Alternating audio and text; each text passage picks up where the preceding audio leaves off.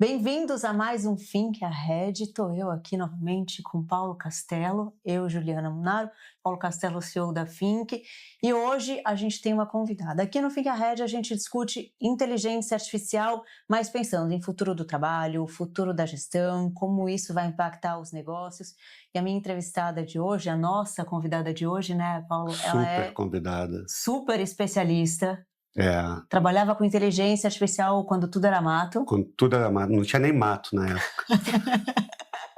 A gente vai conversar com Márcia Sano, tudo bem? Oi, tudo bem? Hoje CEO da UOL, mas tem uma vasta experiência em startups e empresas na área, né, Márcia? Sim.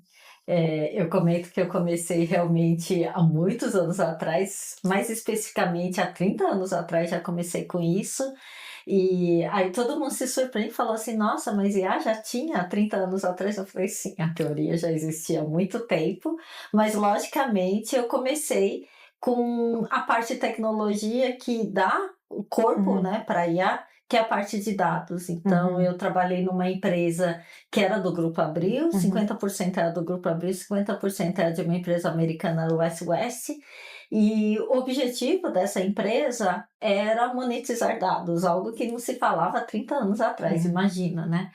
E aí com, isso, a gente teve que desenvolver muita coisa do zero, que a gente fala, assim, desde a tecnologia, uhum. desde o mercado, desde os profissionais que trabalhavam com isso, então, assim, muita coisa mudou e aí tem muita coisa aí que aconteceu na evolução desde então. E o que te fez escolher por essa área, no momento em que não se falava tanto dela? Eu falo que eu caí de paraquedas, tá? Então, assim, não foi intencional. Eu vi uma vaga, né, que Uhum, naquela época as vagas saíam em classificados, né? Eu vi uma vaga que falava de banco de dados. E quando eu pensei em banco de dados, eu falei, provavelmente eu vou ser uma DBA, uhum, alguma coisa assim, né, que era a vaga. Eu só entendi o que que era exatamente a vaga quando eu ingressei na empresa, então eu entendi qual que era esse papel.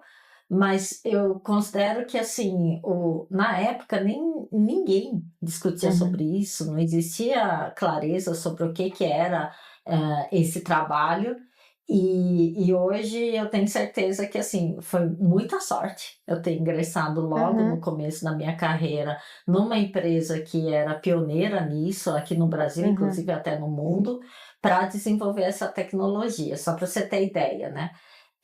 Quando o Paulo fala, né, que era mato, nem tinha mato, quando a gente falava em extrair dados de uma empresa, eu tinha que mandar um desenvolvedor na uhum, empresa para extrair os dados, porque os dados não existe aquele comando export que tem hoje, ou você extrair, ou um banco de dados uhum, estruturado. Então eu tinha que mandar um desenvolvedor para a empresa para extrair os dados dela. Era quase como a gente falar aqueles dados de sensores, de uhum, logs, de coisas, era isso que existia naquela época. Então era muito desafiador a gente trabalhar com isso.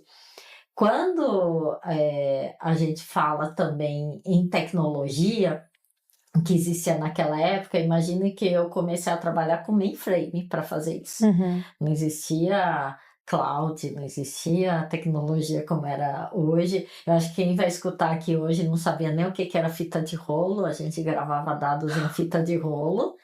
E a linguagem de programação que a gente utilizava era Assembler, porque era a linguagem que era Uhum. praticamente de máquina, que a gente fala, porque os processadores não aguentavam a capacidade de processar tantos dados, tantas informações ali, como que era possível.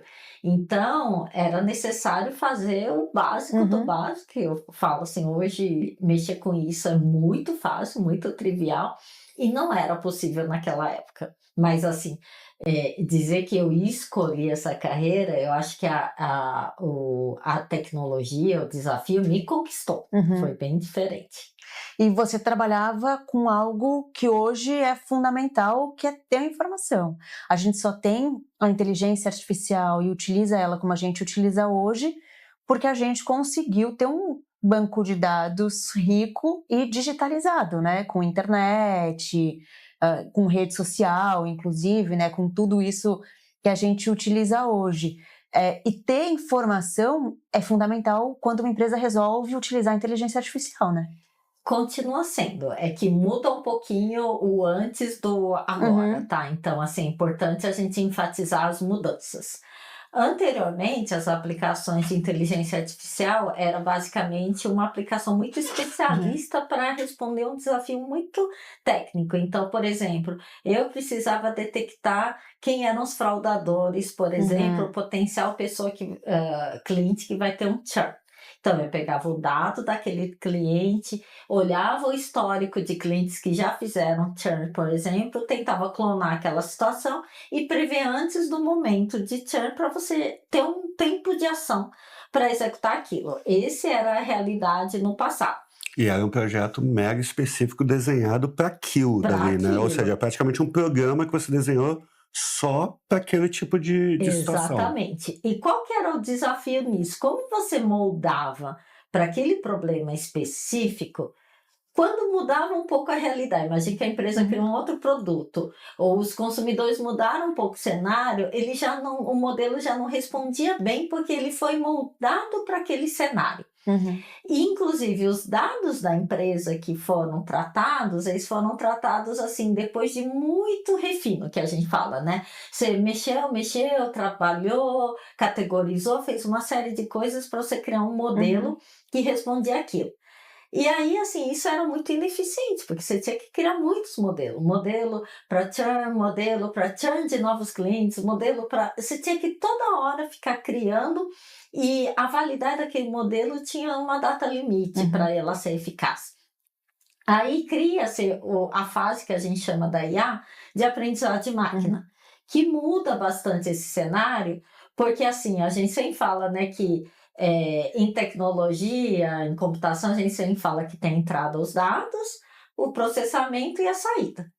O que muda a dinâmica do aprendizado de máquina é que você pega dados de exemplo de saída, por exemplo, Uhum. na entrada, e a resultante desse processamento é um novo código. Uhum. Então, esse é o aprendizado de máquina. Então, facilitou-se criar código muito rápido que respondem a problemas. Então, anteriormente, imagina que se você precisasse categorizar fotos de carro. Você tinha que descrever todos os tipos de modelo: carro com 2 portas, carro com 4 portas, caminhonete, carro de várias cores, carro conversível, etc e tal. Os códigos ficavam muito extensos. Então, você inverte, você dá exemplos de carros e o código aprende a categorizar os carros de acordo com isso. Independente se vai ser amarelo, se vai ser isso aí, ele vai Ele vai aprender. aprendendo, você vai ensinando. Ah, tem amarelo. Mesmo que isso Exato. seja. E Na aí verdade, talvez até antes. Primeiro ele fala assim: ok, existe uma variação aqui que é Uhum. uma coisa que a gente pode considerar como cor. É Uhum. uma das exato. variações. Opa, tem uma variação aqui que são portas. Uhum. Então tem carro com 4 portas, com 2 portas, mas tudo é carro. E ele começa ele começa a entender essas variações e isso daí começa a Uhum. entrar no modelo de aprendizado. Tá. Exato. E aí, assim, a grande vantagem é que os modelos começaram a ser modelos que você ensina a base de origem. Então, você ensina que a origem podem ter variações. Então, mesmo que surjam novas variações, ela continua sendo possível ela extrapolar isso. Então, imagina que seja produto supermercado. Produto supermercado, por exemplo, leite, pode ser em garrafa, em saquinho, em caixa. Aí alguém inventa caixa de 1,5 litro, caixa com pack econômico, caixa de 500 ml. Se você não ensina que aquilo é uma medida e que tem alguma coisa, logo base de dados de produtos de supermercado perde a Uhum. validade. Então, ao fazer isso, aumentou-se a capacidade, a velocidade, porque você não precisa ficar fazendo o refino e o tratamento, e aumentou a perenidade. Então, você começa a ter aplicações muito mais diversas. Uhum. Então, você começa a ter modelos que conseguem responder a problemas muito diversos com muita velocidade. Então, você começa a extrapolar para você conseguir fazer modelos muito mais amplos. Então, precificação dinâmica é um modelo Uhum. nessa característica, modelos de otimização começam a virar essa característica, porque são coisas que têm muita variante e ela é dinâmica. Uhum. Todo tempo ela muda. E aí, quando a gente fala nisso também, teve a base, né, e teve o treinamento que foi feito, mas foi o treinamento em cima daquela base. O que a gente está falando agora da IA agora? A base do mundo já foi pré-processada, então esta é a grande vantagem, você não precisa processar a base especialista, a base do mundo já foi processada, ela já tem um aprendizado de muitas coisas, o que você cria é um complemento, que a gente fala, o complemento específico do seu negócio, da sua área, do seu produto ou do seu conteúdo para contabilizar isso. Então, existe agora uma velocidade muito brutal, o dado continua ainda essencial, a IA generativa não seria nada se não houvesse dados, né, para ela se guiar, mas agora é possível porque, assim, ao invés de uma empresa que antes, por exemplo, lá no passado, que eu comentei lá no passado, a gente tinha que ter servidores e servidores, ou posteriormente, agora a gente está falando em a gente consumir pouco recurso, porque assim, quase tudo já foi processado pelas grandes Big Techs que já desenvolveram isso. Mas ainda é fundamental o dado nessas aplicações.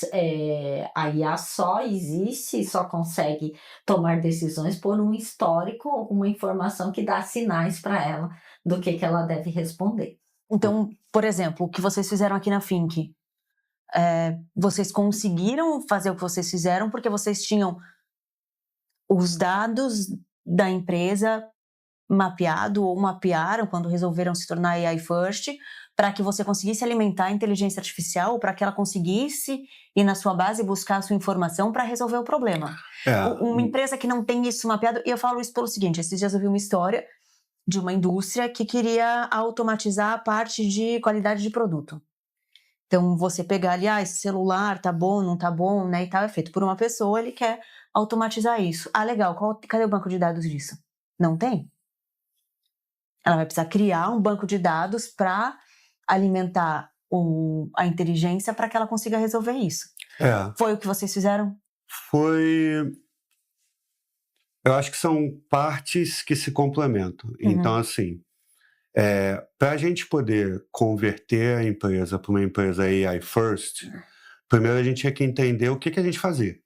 Aí entrou os dados da Fink, que como ele capturava tudo que todo mundo fazia, eu tinha visibilidade do trabalho, né? Qual que era o problema antes disso daí? Por que a gente já tem uma empresa há 10 anos? Por que a gente não conseguiu fazer isso antes?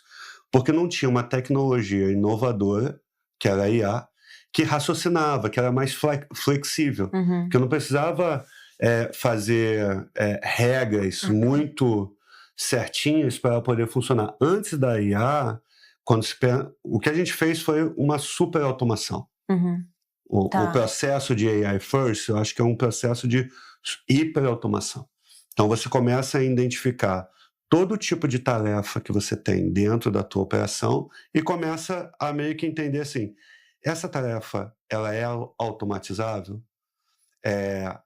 Antes da IA, já se fazia isso. Você já procurava investigar, então por isso que a gente já existia antes, porque as empresas buscavam a gente para procurar automação e otimização. Então, às vezes, botava a Fink na empresa e começava a pensar essa repetibilidade que acontece aqui, esse Ctrl-C, Ctrl-V que acontece entre essas duas telas. Isso aqui não daria para botar um robozinho? Antes da IA, era um jogo muito de robozinho, mas só que dentro de um código desenhadinho especificamente para aquilo dali, aonde se qualquer coisa mudasse, quebrava a automação, né? Então era muito mais complexo você fazer uma automação de uma empresa toda, porque para cada tipo de processo que você tivesse, você ia ter que desenhar cada regra, e se tivessem variações na regra que você só descobre essas variações depois, o processo se quebrava. Então era muito custoso você desenhar todas essas automações. Quando chegou a IA, aonde que entrou a questão de dados da gente? Primeiro eu tinha o dado da minha operação inteira. Eu sabia como cada um trabalhava, onde é que gastava tempo, em que tipo de tarefa que gastava mais tempo. E a partir dali, eu só precisava entender qual era o potencial da IA. O que a IA conseguiria fazer? A gente entendeu qual era o potencial da IA, viu que era, sei lá, 80%, 90% talvez do que a gente faça no dia a dia pode ser executado pela IA, E aí, ok, já que eu já conhecia esse potencial, sabia como é que era a minha operação, através de dados da própria Think, do software da Think. Entendia todo o potencial da IA. Aí eu tive que destravar outras camadas dentro da empresa, por isso que eu falei que é um negócio em camadas, Tá. que eu comecei a ter que destravar o seguinte, ok, o agente de IA aqui que eu vou construir, que vai executar esse tipo de tarefa, ele é muito mais flexível, ele é mais de texto, então não é um programador que eu tenho que colocar para fazer isso aqui, eu começo a desenvolver aqui todas as regras de negócio e tal, como é que eu quero que ele execute, mas ele precisa de ferramentas. Da mesma forma que o ser humano para executar... Ferramentas, dados, você quer dizer? Não, as ferramentas. Ele precisa, o software. ele precisa ter acesso ao CRM, ele tem que ter acesso às ferramentas que o meu funcionário tinha. O agente também tem que ter acesso, mas só que ele não vai acessar via tela, igual a gente acessa. Ele vai ter que acessar via API. Aí a gente começou a ter que identificar nos sistemas da gente, cada sistema, como é que era essa APIs. Integrar. Aí a gente teve que trocar sistemas. Nesse caminho, nessa jornada, a gente começou a olhar e falar, putz, eu não consigo automatizar essa tarefa porque o agente não tem o mesmo acesso a dados que o ser humano tem quando está na tela. Ele tem API, mas a API é ruim. A gente tem que trocar o sistema. Ao mesmo tempo, a gente tem que fazer toda a camada de quem é que vai fazer esses agentes. Aí eu tenho que preparar as pessoas. Aqui foi a grande revolução do negócio, porque não dava para uma pessoa centralizada, que é o que normalmente as empresas querem fazer, que é pegar e centralizar isso aí numa área e falar assim, não, essa área vai fazer a automação de tudo, vai montar agente de IA para todo mundo. Não vai em gargala. A gente tinha que mudar a cultura da empresa. Para isso aí, todo mundo da empresa ia ter que aprender IA. E aí que foi o grande sufoco da gente, né? Então, são camadas.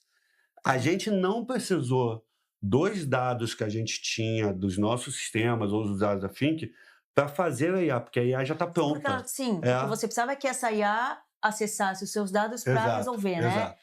Você não... Tá. Em algum momento a gente vai precisar desses dados para super especializar a IA. Porque a IA, de uma certa forma, ela tem seu preço, tem sua precificação. Então, na Anthropic é um preço, né? Ela tem latência, que é o tempo que ela leva para dar uma resposta. Por enquanto, não é esse o nosso problema, mas daqui a pouco vai ser. Aí sim a gente vai começar a usar os dados que a gente tem para super especializar a IA para determinadas tarefas que, de repente, estão caras e que eu tenho dados que eu consigo treinar. Aí você vai criar a sua E aí eu vou começar a criar nossas próprias variações de IA. E a gente só vai conseguir fazer isso por causa dos open source. E aí a Márcia pode falar um pouco sobre isso, até porque ela vai para a China no mês que vem. Sim. E é onde tá nascendo os grandes open source. Maravilha. Antes da gente partir para isso, eu queria que você falasse um pouco do seu trabalho hoje. Você é CEO da UOL. O que vocês fazem exatamente? O que vocês entregam para o cliente? Perfeito. Eu sempre falo que quando a gente se propôs a criar o UOL, eu já tinha todo o histórico, né, de experiência, por exemplo, na Requima, como CEO da Requima, desenvolvendo tecnologia de IA na fase de aprendizado de máquina para grandes empresas, grandes organizações. Depois, na Wave, foi a revolução que a gente fala, né, quando a IA começa a interagir, conversar com as pessoas. Então a gente foi precursor do Conversational AI na América Latina, se tornou o BSP número 1 da Meta, né, globalmente, até a gente ter sido adquirida por uma empresa global que é a Cint, que também fazia nesse contexto, mas num âmbito global, fazendo claramente adaptações de acordo com a região. Quando eu fundei a UOL com meus sócios, a gente ficou refletindo o que a gente gostaria, o que a gente não gostaria de trilhar como caminhos.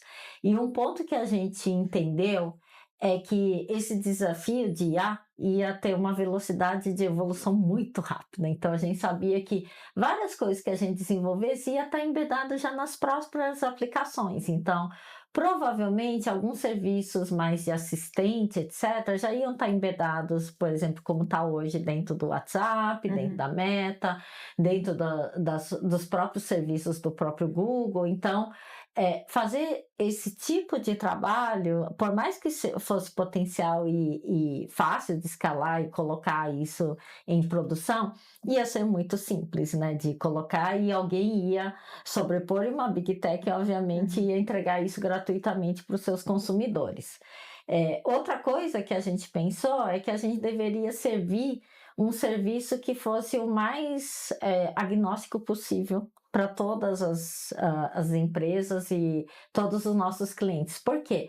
A gente ainda não sabia, aposta e não sabemos ainda, né, como que esse ecossistema vai Quem vai viver. vencer, né? Quem vai vencer esse jogo, que nem a gente está apostando muito em open source também, mas quando a gente olha sobre isso, a gente não pode seguir só uma única tecnologia e como que ela tá. E o que você quer dizer com isso é não usar Anthropic, não usar OpenAI somente, não usar... É isso? Também, mas também canal de interação. Então, Tá. assim, o canal, todo mundo pensa porque todo mundo tem a lembrança, por exemplo, de uma aplicação, seja no ChatGPT ou no WhatsApp de aplicação no Google.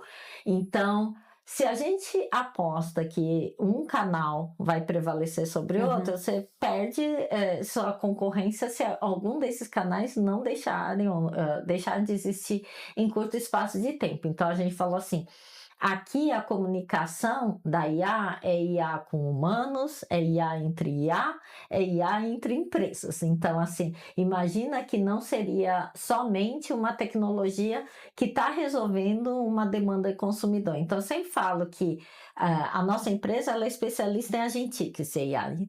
E para muita gente, todo mundo confunde as diferenças. Então, só explicando aqui.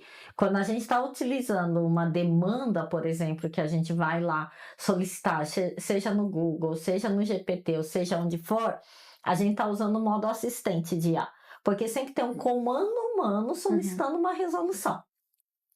Quando a gente muda para você dar ferramental, que nem o Paulo comentou aqui, ferramental para IA, a gente já pode eleger que a IA está mudando para o modo agente, porque parte é humano, às vezes, né, híbrido, mas ela já está resolvendo o problema sozinho, então é um agente resolvendo lá. O humano vai ser, eu preciso de tal coisa, ela vai lá e faz, resolve, pega a informação. E ela Ou às vezes põe na não precisa nem planilha, ser sei lá, humano. Às vezes por ela ser um agente, por exemplo, ela pode ser um agente que fica despertando a cada Autônomo. 5 minutos Exato. para fazer o... para verificar alguma coisa. E quando ela verifica que houve uma mudança no status, subiu um documento novo, ela automaticamente vai lá e processa aquilo dali.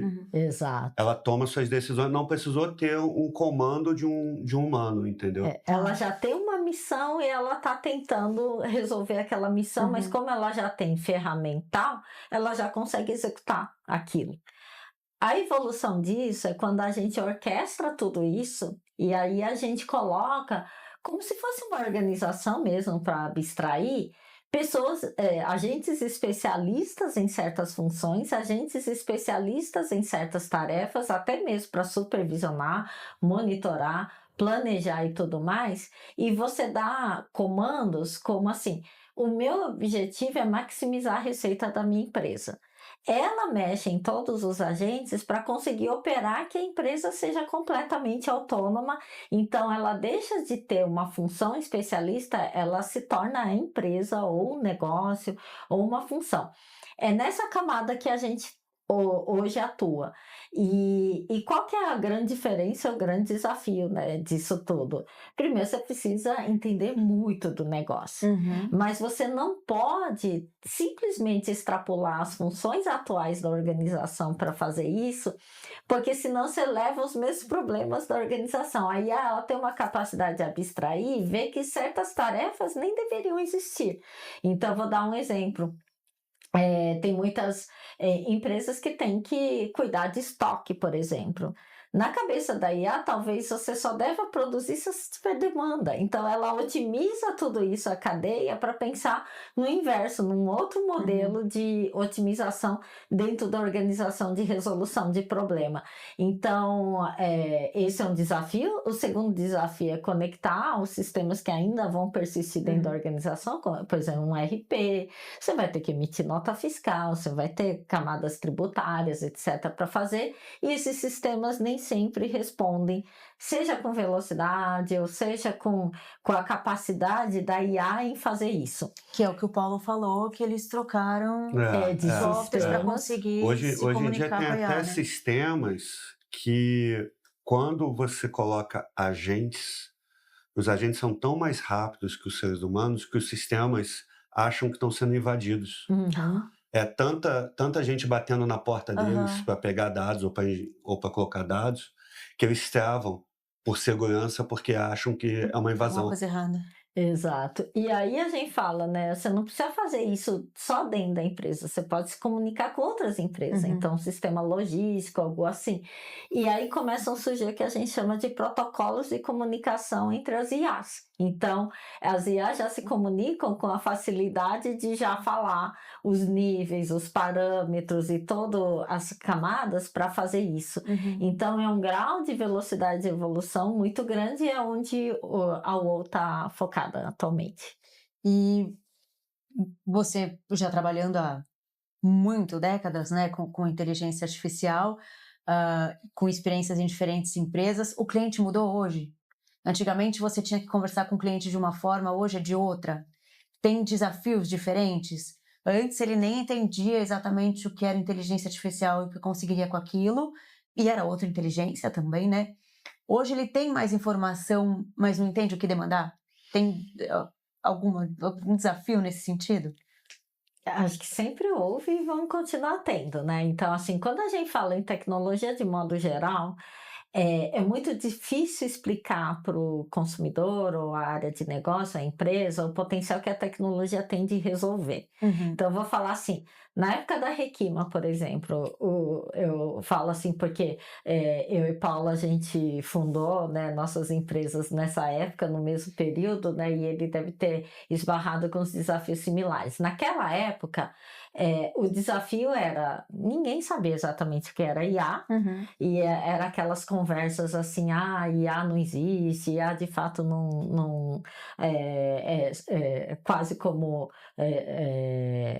algo que estão falando, mas ninguém viu É hype. exatamente, era hype só e não acontecia. Então, havia um desafio de falar sim, tem e é possível fazer.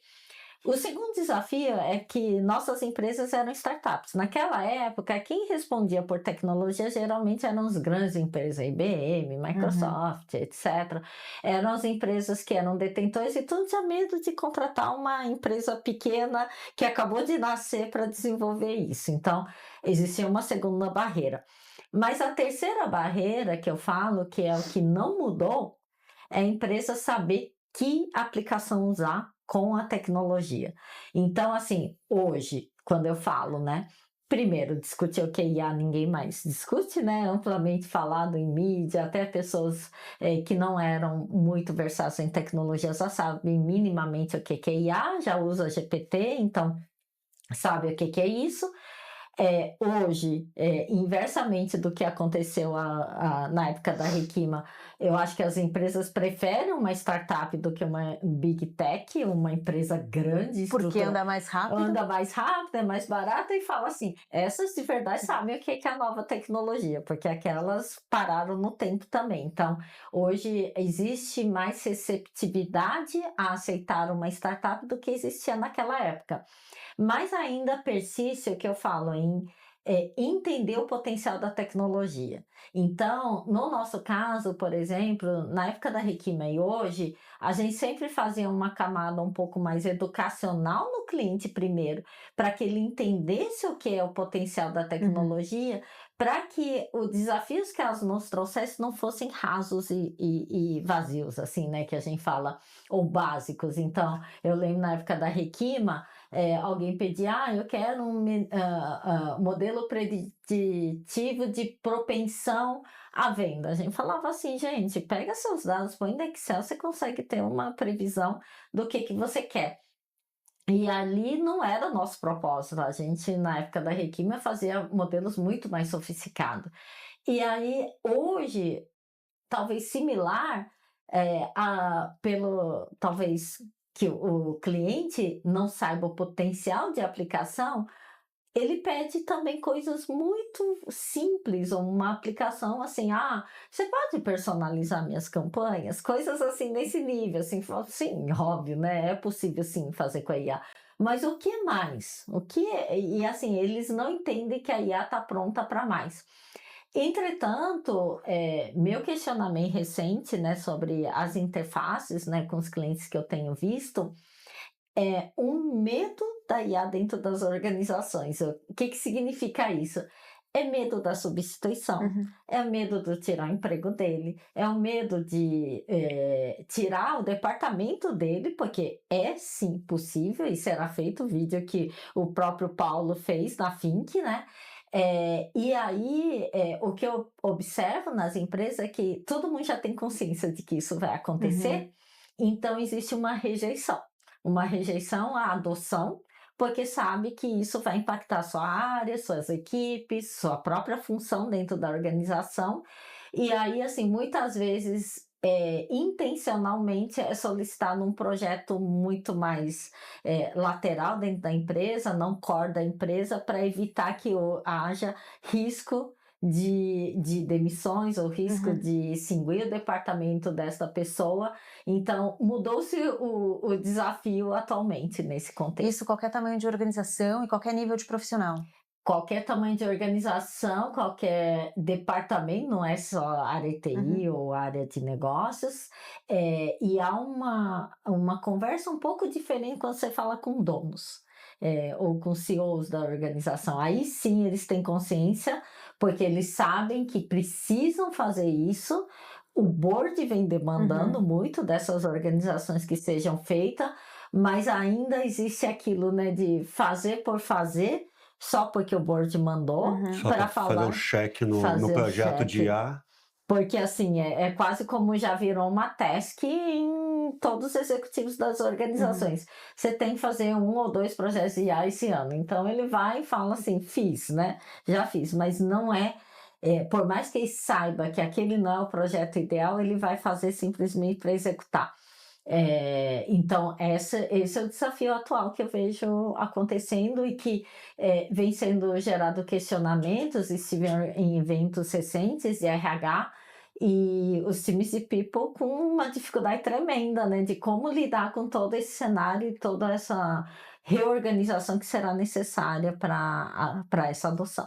Teve É. até um estudo que mostra justamente que eu falava de Gen Z boicotando a IA, né, que é quem está entrando, começando no mercado de trabalho, de repente ali nos níveis iniciais, mas que profissionais diversos de várias gerações estavam justamente boicotando a inteligência artificial com medo de perder suas funções, porque existe uma questão, e aí talvez seja a discussão que o departamento de pessoas, o RH precisa ter, que é o futuro do trabalho, né? Que vai mudar, como que eu vou realocar ou qualquer coisa desse tipo, né? Precisa ter esse trabalho e também um trabalho dos profissionais tentarem rever isso. E isso aconteceu na Fink, né, Paulo? Vocês saíram de 50 para 6 pessoas, não foi proposital. A gente estava até conversando, Sim, debatendo isso antes. sim. Você pretendia ficar com uma equipe ali de 37 pessoas, né, por um ajuste que nem tinha a ver com inteligência artificial que você precisava fazer na empresa. Você pagou consultoria Juntou para juntou um monte de transformar. coisa, né? Foi um momento onde a gente precisava fazer um corte para reequilibrar as Uhum. contas, para brequivar. E aí, mas ao mesmo tempo a gente ia ter que fazer a conversão da empresa para AI First. Então esse corte, a gente não foi um corte onde a gente pensou muito nos salários. Se a gente fosse pensar nos salários, talvez eu não precisasse cortar 13. Uhum. Eu poderia cortar de repente 4, 5, que a soma desses salários já daria que a gente precisava para Uhum. brequivar, para pagar as contas de novo. Mas eram três iniciativas ali que estavam acontecendo. Eu ia ter que cortar para poder reequilibrar, eu ia ter que mudar o modelo mental da empresa Uhum. para o modelo AI First, que é basicamente você pensar como é que eu desenho a empresa, não para o ser humano executar, mas para um agente de IA executar. Uhum. E para a gente fazer isso daí, o impacto seria tão grande de aprendizado, porque todo mundo teria que aprender, culturalmente, todo mundo teria que aprender a fazer seus agentes e tal, é isso que a gente queria como proposta, a gente não queria que tivesse uma área que fosse a responsável por montar IA em tudo. Porque a gente sabe, por história, qualquer área que você centraliza, ela engargala. Você faz uma área de BI. Pronto. Todo mundo manda coisa de BI para aquela área, ela não consegue dar conta de nada, as outras áreas ficam meio que burras em relação a BI. Porque delegou para o outro. Faço uma área de processo.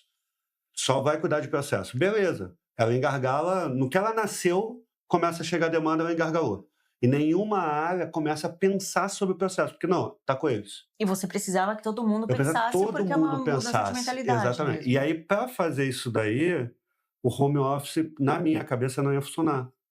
Eu ia ter que trazer todo mundo para dentro de casa para a gente estudar junto, tá trocando ideia muito rápido, um mostrando a tela para o outro e tal. Então, essas 3 ações que a gente fez de uma vez só, porque na administração se fala muito sobre quando você vai fazer uma coisa ruim, faça de uma vez só. Né? E coisas boas você faz fragmentado. Né? Então, a gente ia ter que fazer uma coisa ruim. Então, a gente juntou tudo que ia ser impactante num momento só para aquilo dali. Né? E aí, quando a gente fez aquilo, a gente escolheu 37 pessoas, que eram as pessoas escolhidas a dedo Por perfil. para entender assim, conexão com a empresa. Pessoa mais cultura. aberta, Às vezes não mudança. era a melhor pessoa tecnicamente, mas a gente entendia que tinha capacidade de aprendizado alto e tal. Só que o que a gente não previu foi a rejeição natural, até porque a gente está falando de 3 anos atrás. Então, o nível de informação que as pessoas tinham sobre isso era muito menor do que hoje, né? Hoje todo mundo está sendo impactado todo dia sobre isso. Naquela época, ninguém do nosso time usava ChatGPT. Então, ninguém estava tendo o entendimento e a compreensão do que a gente, como founders, já estava tendo, né? E aí, o que aconteceu foi, a gente fez aquele layoff de 13 pessoas. Naturalmente, nas semanas seguintes, algumas pessoas pediram para ir embora, porque ficaram com medo de um segundo layoff. Todo mundo sempre fica com medo quando você faz um layoff, fica aquele burburinho, tá, quando é que vai ser o próximo? Né? Então, essas pessoas começaram a sair, mais 5 mais ou menos. E eu estava muito assustado com essa redução do time, porque eu achava que a gente não ia dar conta dos nossos clientes, e a gente ia perder cliente e ia reduzir receita. Então, quando as pessoas começaram a sair, eu falei, não vamos repor, porque minha receita vai cair. E o meu custo vai ter que cair para poder reequilibrar. Então, se já está caindo o custo, deixa, porque daqui a pouco vai cair a receita. E nesse momento de não vamos repor, a gente usou muito a nossa ferramenta, da Think, que foi, o que essa pessoa faz? Essa pessoa que saiu, vamos lá, vamos entender, eu já tinha os dados disso daí, vamos entender o que a pessoa faz. E aí começou a vir um monte de insight interessante. 30% do nosso tempo é comunicação. Mas não é a comunicação do você com o cliente. Seria uma comunicação meio que o teu job ali. Não é comunicação de gestão. É custo de gestão, de você tentar ficar mantendo todo mundo informado, é 30%. Em algumas empresas, isso daí é mais. Né? Tanto é que você vê muito negócio de cultura de reunião, aversão à reunião, porque às vezes a pessoa passa o dia inteiro em reunião, e é só reunião de um tentando comunicar para o outro o que está acontecendo. Então isso daí é 30%. Beleza, sobra 70%. 15 a 20% é a gente fazendo coisas nossas, no dia a dia, pessoal. Beleza, isso daqui então eu já tenho 50% de uma pessoa. Esses 50 aqui, se não tiver a pessoa, não preciso ter. Não é algo que eu preciso complementar, repor. Aí sobra 50%. Desses 50%, aí que a gente começou a ver algumas coisas interessantes. Uma parte disso daqui é trabalho inventado. É o que você gosta de fazer, não o que você precisaria fazer. Então, se você adora mexer com PowerPoint, eu adoro mexer com PowerPoint. Sério? Então, assim, você adora mexer com PowerPoint. Eu já tive o adorar mexer com Excel, adorar mexer com PowerPoint. Você vai perder tempo ali na planilha, Cara, ou melhorando uma apresentação. Você fez uma apresentação, ela tá boa. Se você perguntasse pro teu chefe, ele falava assim, show. Você fala, não, mas eu posso mexer, posso melhorar. E você continua fazendo. Então, uma parte do dia a dia de todos nós é se concentrando em coisas que a gente gosta de fazer, mas que já está entregue. A gente começou a perceber isso nos dados. A gente falou, tudo bem, então essa parcela aqui que a pessoa ficou fazendo, ela não precisaria, a gente não precisa repor isso daqui. Isso aqui ela fez porque ela gostava de fazer, beleza, então tira. Sobrou mais um percentual. Desse percentual que sobrou, a gente começou a olhar e falou assim, essa atividade que a pessoa está fazendo, deixa eu entender o porquê que ela está fazendo isso. Aí a gente olhava nos dados e falava, pô, isso daqui está ligado ao processo lá na ponta. E é um processo que está quadrado. Ele nasce quadrado lá, aí tem que ter uma pessoa aqui no meio do caminho que ela pega o negócio quadrado e arredonda. Mas se eu mexer no processo na ponta, eu resolvi essa etapa do processo, dessa tarefa que a pessoa tem que fazer, não existe mais. Vou dar um exemplo. Se você recebe uma demanda todo dia, você recebe uma demanda por e-mail. Um e-mail é uma página em branco. A pessoa escreve o que ela quiser. Então, a pessoa sempre recebe a demanda por e-mail. Você, com o olhar de processo, que é o meu caso, eu olhava para aquilo dali e eu posso falar assim, calma aí, e se eu colocar... Porque quando você recebe por e-mail, não vem todas as informações normalmente. Então, você tem que ir fazendo ida e volta no processo, você vai arredondando ele, porque ele nasce quadrado, você vai arredondando, vai fazendo perguntas, pede mais informação, pede para agora incluir determinado documento, ou beleza. Até arredondar, esse trabalho aqui, ele é um desperdício. Por quê? Quem tem olhar de processo, olha para isso e fala assim, vamos botar um formulário na ponta. No formulário já tem todas as perguntas que a pessoa tem que me entregar.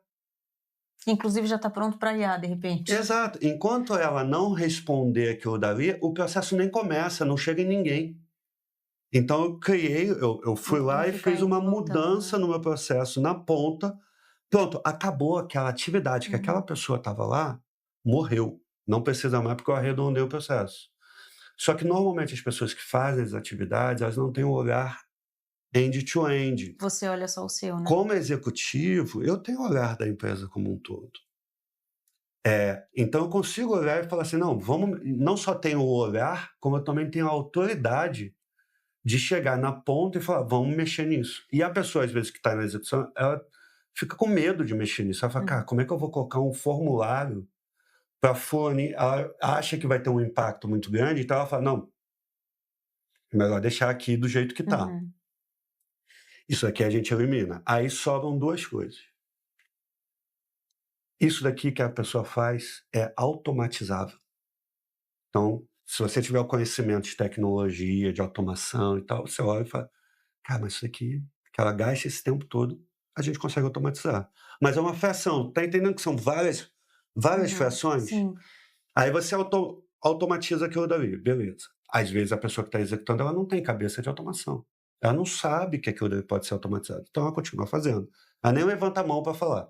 Tem gente que sabe que pode ser automatizado, não levanta a mão com medo de perder o trabalho, né? Quando, na verdade, se ela entendesse um pouco a cabeça do executivo, ela saberia que, nossa, você é muito valioso para mim. Se você está querendo matar teu próprio trabalho, eu quero você do meu lado. Porque, você tem uma cabeça que vai me ajudar também a entender outros lugares que também a gente pode matar. Normalmente as pessoas não pensam nisso, ficam com medo e não levantam a mão. E aí são substituídas. Por não ter levantado a mão e falar, cara, isso aqui não é para eu estar fazendo. Que é justamente o que a Márcia está falando da mentalidade de ficar ali controlando e deixando a IA para um projetinho lateral ali, né? Aí você pensa, você vai fatiando o elefante, você não come o elefante de uma vez só, não, fatia. Você vai fatiando, você vai eliminando essas partes sobre uma partezinha, que é o que realmente a pessoa tem que fazer, não dá para automatizar e tal. E aí, quando você vê essa pessoa inteira que saiu, sobrou uma partezinha, essa partezinha eu consigo distribuir pelo time.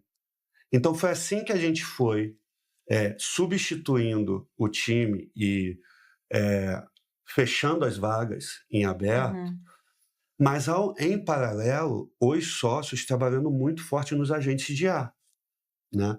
porque tinham coisas ali que também não funcionavam muito dessa forma, né? Se eu não fizesse automatizações inteligentes, não dava, né? Então é um trabalho assim, dá para começar a otimizar a sua operação agora sem IA? Dá, tem Mas, espaço. e as pessoas que foram querendo se desligar, porque depois que você demitiu ali 13 pessoas que você precisava demitir para reajustar o financeiro da empresa e tudo mais, você ficou com 37 profissionais, que você entendeu que tinham um perfil mais disposto à mudança, né, mais aberto à mudança, mais inovador.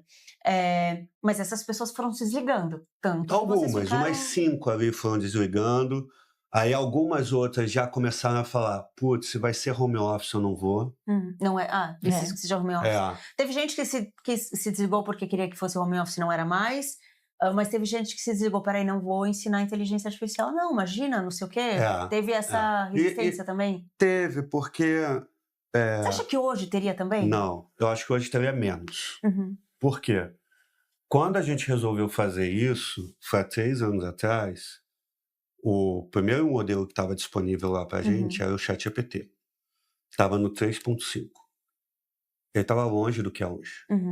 Então, naquele momento, um engenheiro de dados que fosse fazer uma query mais complexa, ele era melhor do que o GPT 3.5.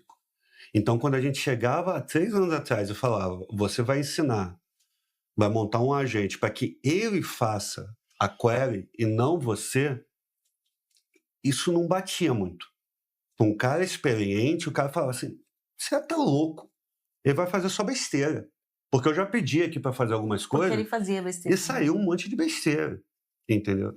Hoje, o cara não pode falar isso. O maior especialista hoje do mercado, ele não consegue falar isso.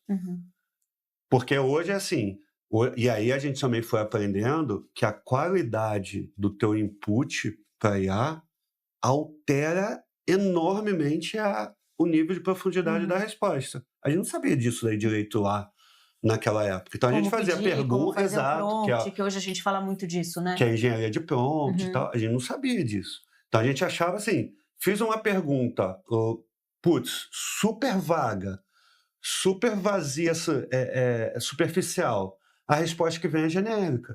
Aí se você já tem algum conhecimento de mercado, você fala: besteira isso aqui que ele falou, né? Aos poucos a gente foi aprendendo que a qualidade do que eu colocar vem uma qualidade muito superior. Se você vai ali meio que debatendo com a IA, né? Não, vamos lá, vamos se aprofundar um pouco mais. E você tem conhecimento sobre aquilo dali, que é aquele negócio que a gente falou. Uma pessoa pedindo, uma pessoa que não entende muito de design, ela pede uma alteração de uma imagem.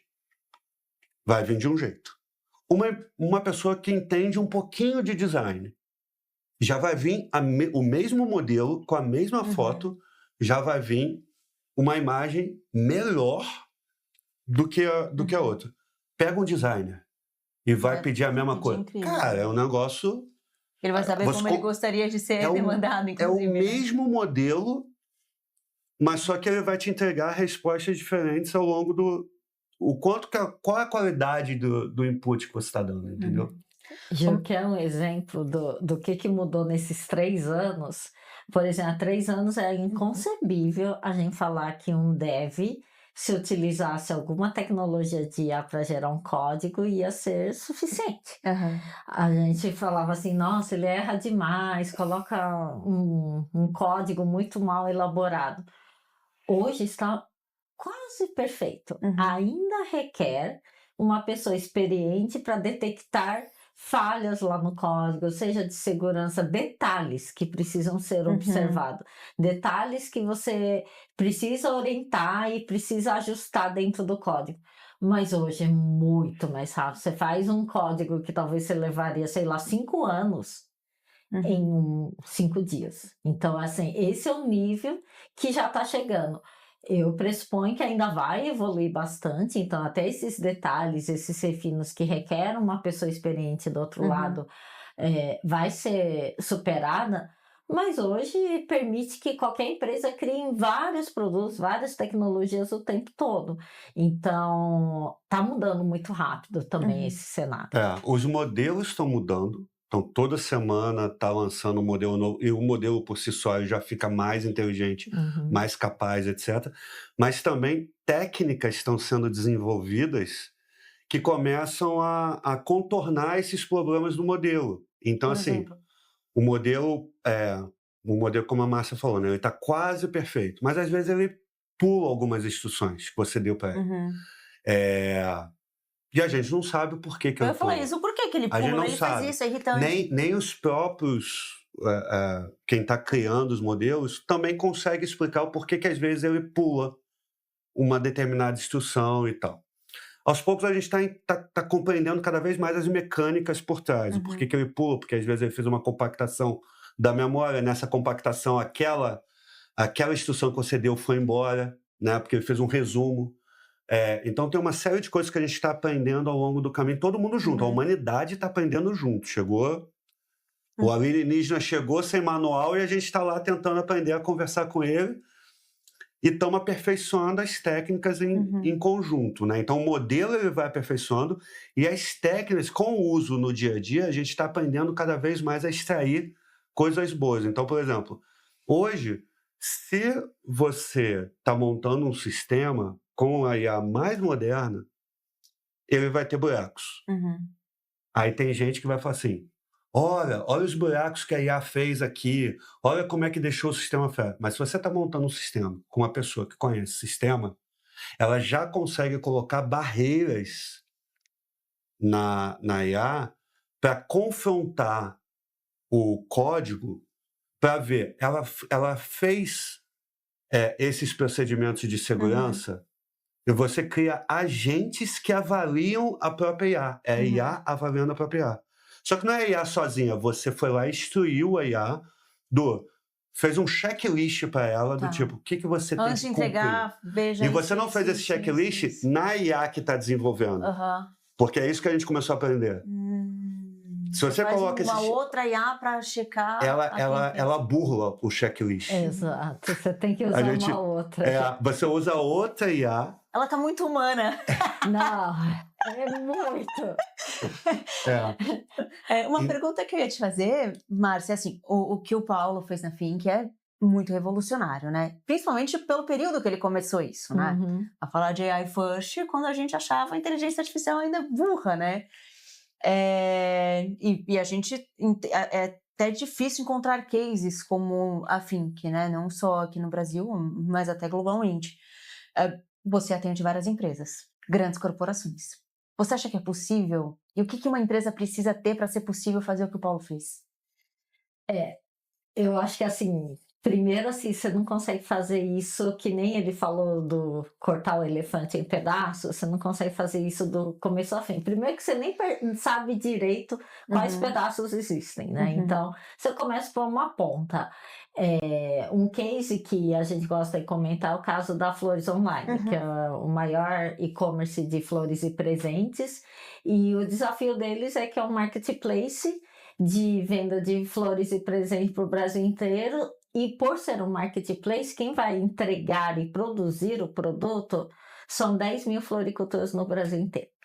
Aí imagina quais são os desafios. Primeiro que quem está querendo presentear é um momento muito emocional, né? Então, assim, é super importante. Diferente de você estar comprando qualquer item no e-commerce e estruturando.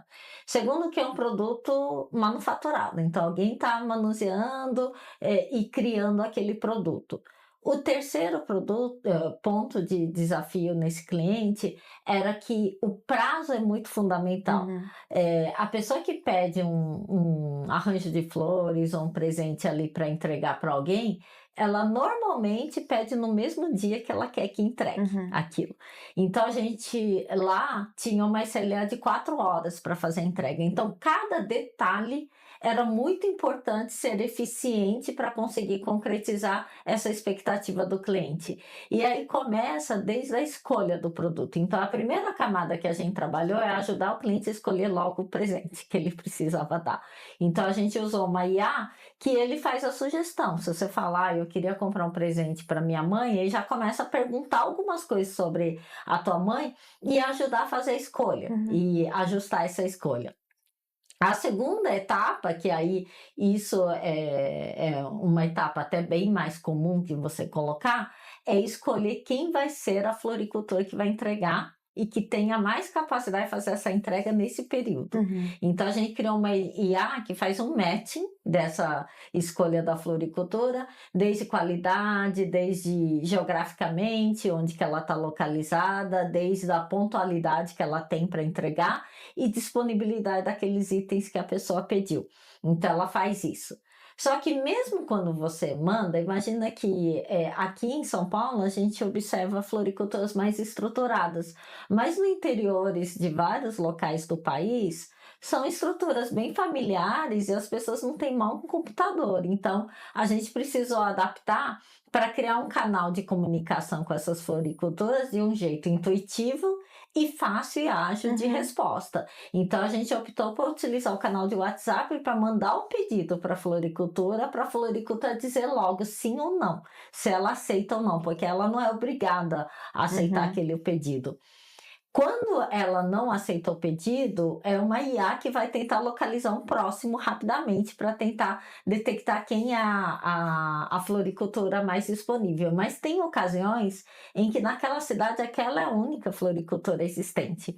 E aí, quando essa floricultura, por exemplo, ela reporta para o sistema, né, para a tecnologia que não tem algum item ou não tem a disponibilidade, que nem o caso girassol, é uma flor rara e que não tem em algumas localidades. Ele tem que reportar e a IA se comunica com o consumidor para tentar gerenciar e decidir o que vai ser feito.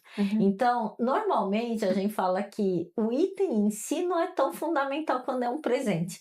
Então, a IA, nesse caso, ela retorna para o consumidor e fala assim: olha, não temos girassol, mas pode ser géberas amarelas? Pode ser tal coisa? Se a pessoa falar assim, ela retorna de novo para a floricultura para resolver isso o mais rápido possível. Isso humanamente não é possível, em termos de velocidade, em termos de disponibilidade, até de ser 24/7 ou tudo mais. Então, ele devolve e consegue resolver.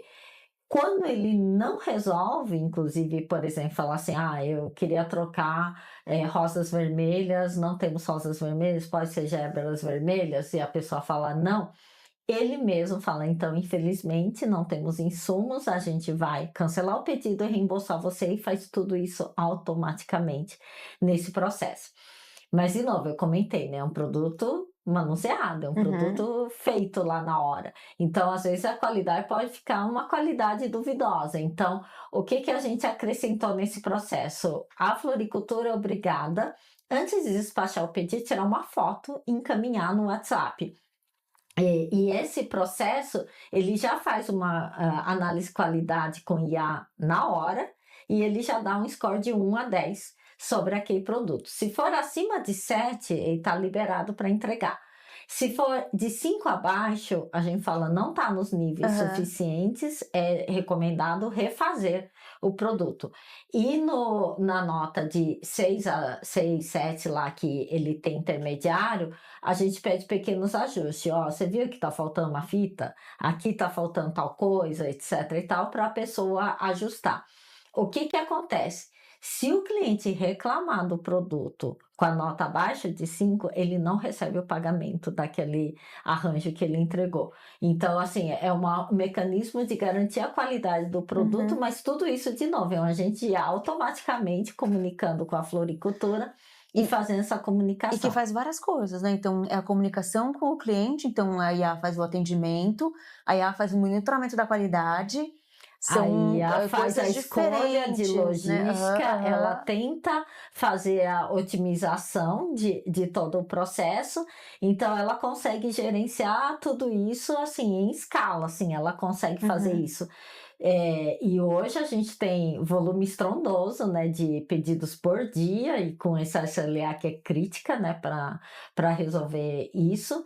E a própria IA, quando finaliza a entrega, ela manda um NPS para o cliente para ela dizer o que a pessoa Uhum. avaliou, e essa avaliação automaticamente ela entra no review do próprio site. Então ela faz todo o processo de alimentar sozinha o review do site sem ter nenhum input humano. Então assim, ela foi feita, mas assim, foi um processo, não foi feito de uma vez só. Agora a gente está entendendo algumas coisas a mais desse caso. Então, por exemplo, a gente percebeu que tem alguns reportes da floricultura recorrente. Então ela fala: "Eu não tenho Ferrero Rocher", ou alguns falam assim: "Eu não trabalho com Ferrero Rocher". Aí ela Hum. nunca mais vai receber demandas daquilo, De Ferrero ou Rocher. mesmo quando ela receber, a gente já vai sugerir para quem está comprando, se é uma cidadezinha minúscula, só tem aquela floricultura e ela não trabalha com Ferrero Rocher, o cliente escolheu Ferrero Rocher junto com a flor, ele vai sugerir: "Olha, nesse caso a gente não poderia trocar por Lindt?", sei lá, alguma coisa assim. Então a gente já está sofisticando nesse micro Uhum. detalhe, que é aquelas poucos percentuais ainda que a gente ainda acha que é possível evoluir para evitar que haja algum estresse, alguma camada que ainda não está sendo respondida. Antes de vocês, a Flores e esqueci o nome do cliente. Flores e Flores online, Flores Online. online, isso. Ela não fazia tudo isso. Não, não fazia, eram pessoas que faziam E era isso. outro tipo de serviço, né, outro tipo de atendimento. E o que a gente percebe, né? Primeiro que, assim, eram tarefas, assim, que eu falo assim, Uhum, repetitivas. É estressante, porque o cliente está num estresse, então, assim, quando ele está nessa situação, ele vai ser agressivo, uhum, vai ficar frustrado. Imagine que é ruim, porque, assim, não adianta entregar mais amanhã. Hoje era o dia do aniversário, hoje uhum, era o dia de alguma situação muito crítica. Então, por exemplo, agora eles já estão se preparando usando o IA para prever o que será a venda do Dia das Mães, que é um dia que é bastante uhum. demandado, né? Então tem escala, então eles já estão olhando quais floriculturas mandar previsão de qual que é a demanda que vai acontecer via IA também, para colocar isso, para ajudar a floricultura a se preparar para essa data, Ter porque vai ser determinado tipo de flor, determinado tipo de quais bombom são as ou flores mais presente. Uhum. demandadas, qual que é o volume que se espera, e é um produto perecível ainda por cima, né, então não adianta você fazer um mega estoque, se você não vender naquela data, você Uhum. vai jogar fora, né, por mais que exista refrigeração e tudo mais. Então, é bastante sensível, mas foi bem evolutivo esse processo, e as funções que foram sendo eliminadas foram essas funções repetitivas e que não agregavam. Então a gente fala assim: toda pessoa que trabalha em atendimento vai ir ao banheiro, vai ficar pelo menos um Uhum. tempo ausente, vai almoçar, vai ficar 1 hora e meia ausente. Imagina que algum consumidor questionou. Tem um detalhe também nesse caso: geralmente o item a ser entregue vai ser entregue num endereço da pessoa presenteada, não na Uhum. sua, que é desafiador também.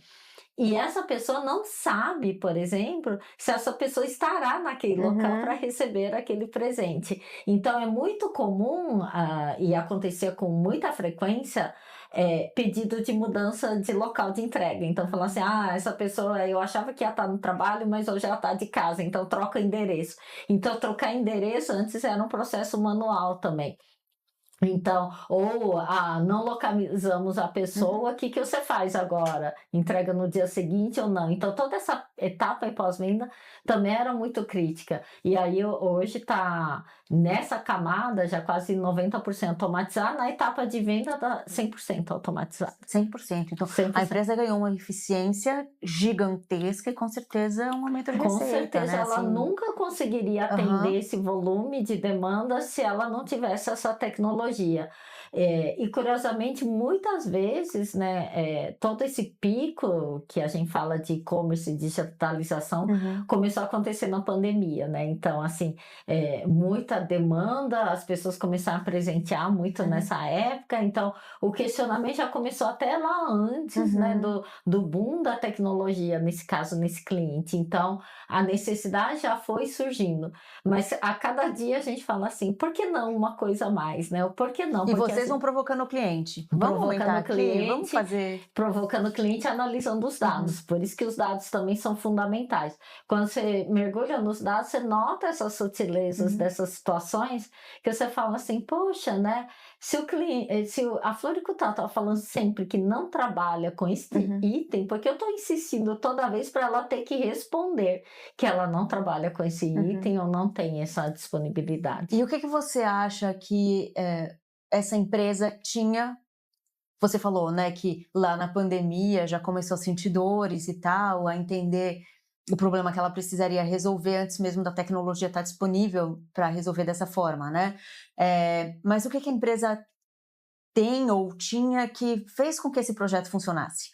Porque eu acho que esse é um ponto, né, que é o que a gente está falando. Tem a resistência, né? Fica o projetinho de lado. O que a empresa tem que vai fazer funcionar? Eu considero que é o CEO, né? Que é também o founder, que tem uma visão, ele não é de tecnologia, mas ele sempre gostou de tecnologia, então ele acredita muito na tecnologia para fazer essas evoluções, e ele sempre foi muito comprado com essa mudança, assim, né? Ele é apaixonado por tudo que está sendo feito, está sendo falado, que eu acho que é o item que realmente seria legal falta. chamar ele pra gente. Nossa, mesmo. Né? Como é que é a visão dele do outro lado. Mas legal. Pensar nesse item. E eu observo muito que esse fator de quem decide, né, que nem o Paulo falou, foi fácil porque você decidia, né, as coisas. Quem decide faz a mudança faz toda a diferença em todo o processo. Então, ter essa visão, antecipar, inclusive, esses itens e garantir que a empresa faça, por mais que no começo, às vezes, não dá certo. A gente sempre fala que, assim, não é uma tecnologia que você vai acertar na mosca na primeira vez. Às vezes não vai funcionar, às vezes é mais demorado, às vezes vai responder errado. E existe um processo de aprendizado tanto dos profissionais da empresa quanto da própria tecnologia, né? Exato. Então, assim, essa camada assim, visionária assim, é fundamental para você concretizar e conseguir executar de fato isso. E como uma grande organização, vamos pensar uma empresa global, né, que tem vários níveis, né? São várias subempresas dentro da empresa. Exato. Cada departamento é uma empresa. Como? Eu tenho falado muito com o Paulo. O que a gente vem fazendo para conseguir ter mais empresas dispostas dessa forma? A gente tem entrado num tipo de atividade que não é nem nosso objetivo fim, mas a gente acha fundamental, que é educar e treinar executivos da empresa com IA.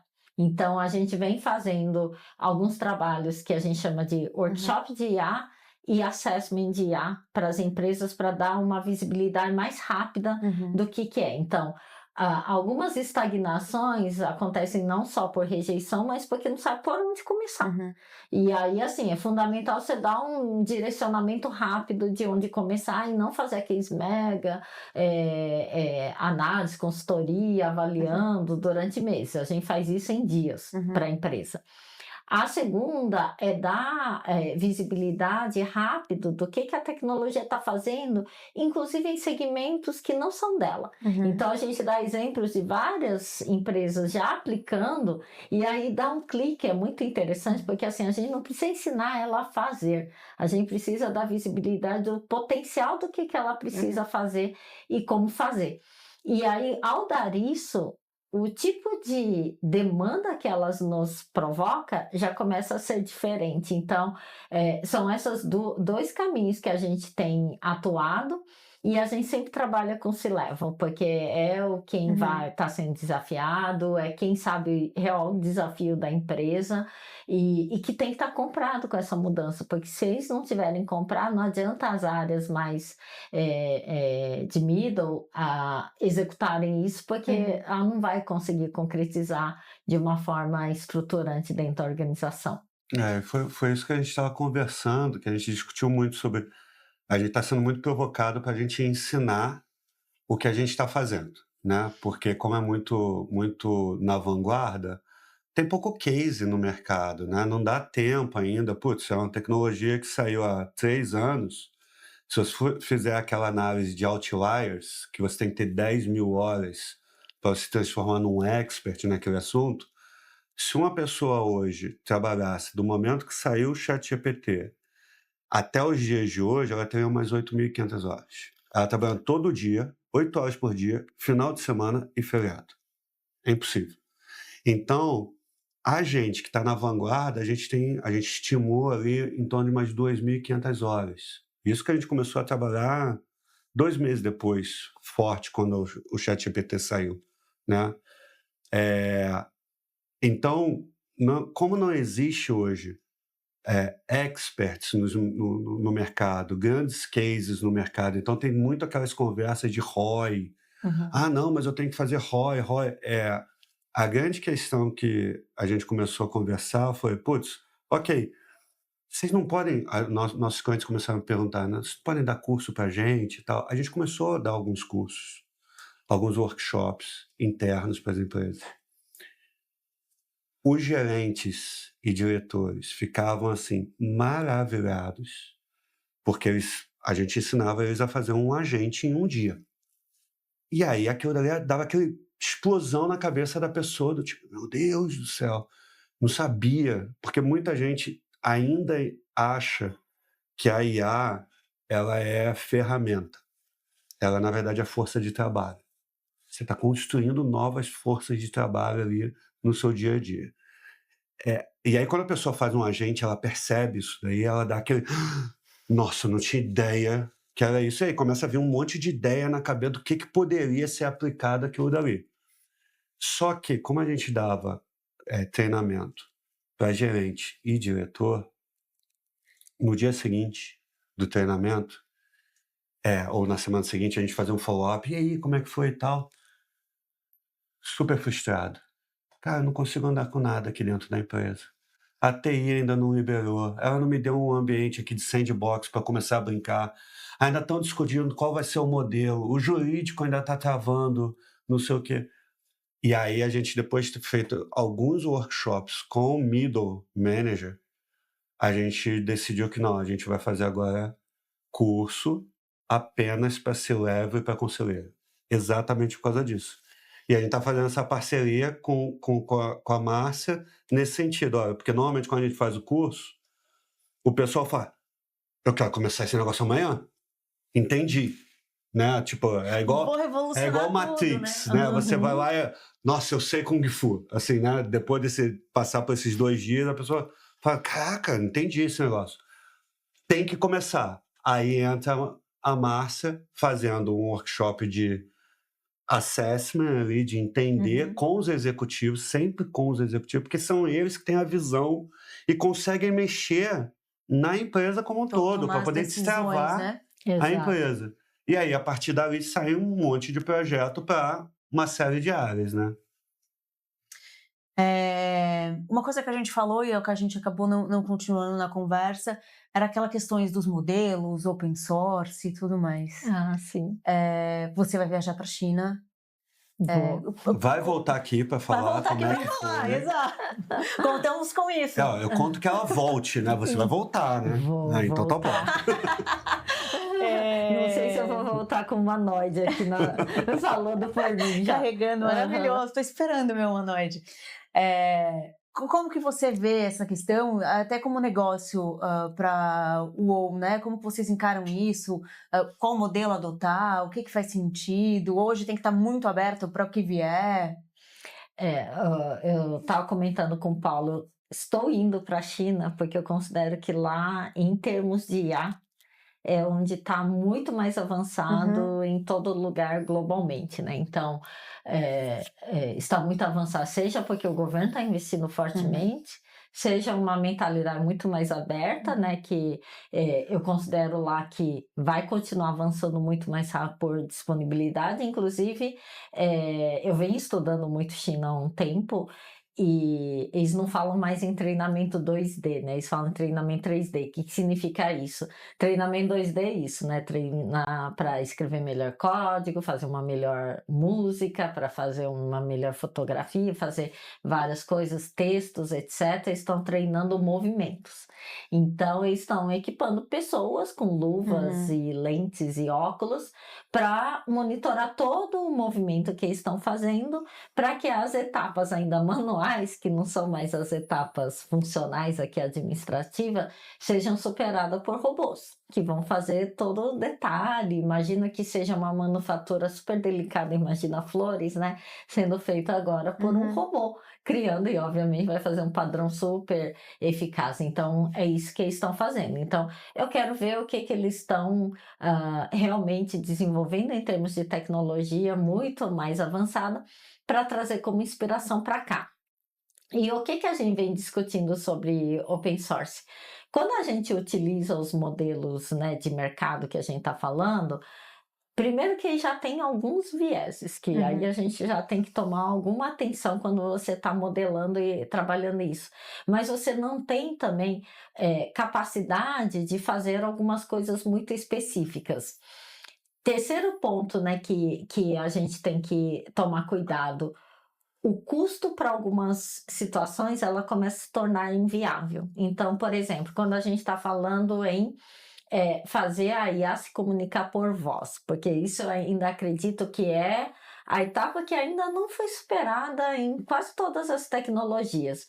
Quando a gente está falando por voz, não é troca de áudio, eu estou Uhum. falando em troca de comunicação real-time, como que a gente está fazendo aqui, fazendo isso. Quando a gente está falando isso, se você coloca isso nas tecnologias, nas LLMs tradicionais, o custo de token se torna totalmente inviável e você não consegue fazer isso em Uhum. escala. E existe um potencial monstruoso, e aí eu venho falando com empresas de contact center, não só no Brasil, mas mundialmente. As pessoas preferem falar via voz, porque esse é o canal Uhum. de comunicação que a gente nasceu de se comunicar. Entretanto, em custo de processamento, em latência, a gente ainda está muito aquém a viabilizar isso Uhum. como uma tecnologia disponível de serviço para as empresas. Então, a capacidade de a gente ter a possibilidade de ser open source e conseguir colocar isso em escala, o que é possível. E a China, ela seguiu para esse modelo porque ela não acredita nos modelos fechados, como a gente está vendo nos Estados Unidos, como que eles criaram e viabilizaram.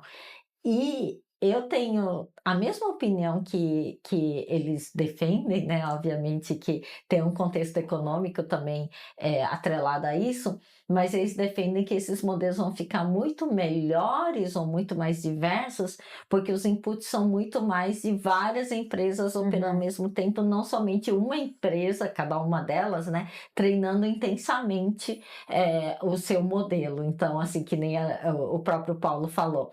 Se você coloca a mesma LLM para supervisionar a LLM, ela vai, inclusive, dizer que está tudo certo. Inclusive, Assim, se ela souber que o modelo da LLM que ela está criticando é o mesmo modelo dela, ela tende a concordar com. o que está sendo Mentira. respondido.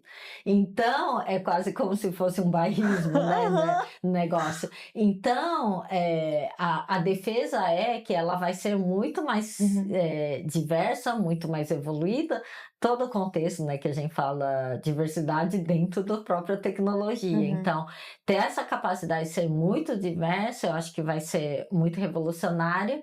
E as tecnologias lá na China, quando a gente fala de PC, que é a própria tecnologia de IA da Alibaba, etc., elas já nasceram open source e os custos são infinitamente inferiores.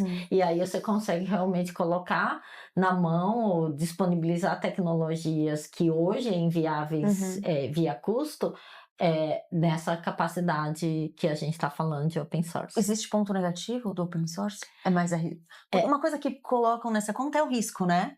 Não, eu diria assim, você já tem que ter uma escala muito grande para colocar, porque, por exemplo, para você utilizar DeepSeek, você precisa ter uma máquina gigantesca, super potente, para botar o modelo lá dentro rodando só para você. Só para você. Então, se você tiver uma demanda muito pequena, não vai ser. Sentido. Então, tem que ser um desafio grande também para fazer isso. Então, o que a gente está tentando viabilizar é por meio de parcerias, por meio, inclusive, de experimentos junto com essas empresas que estão criando isso para disponibilizar.